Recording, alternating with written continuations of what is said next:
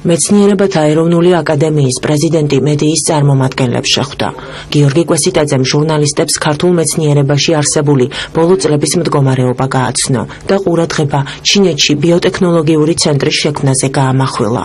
აკადემიის პრეზიდენტის განცხადებით ამ ფაქტმა მთელ მსოფლიოს საქართველოში მეცნიერების მაღალი დონე დაანახა. გიორგი კვესიტაძემ მეცნიერთა ხელფასების გაზრდაზეც ისაუბრა და აღნიშნა, რომ მათი შემოსავალი 250%-ით გაიზარდა. როგორც შეხვედრაზე გახდა ცნობილი, უახლოეს მომავალში უმაღლესი საგანმანათლებლო დაწესებულებებისა და სამეცნიერო კვლევითი ერთეულების სამომავლო საქმიანობის 10 წლიანი გეგმა შემუშავდება.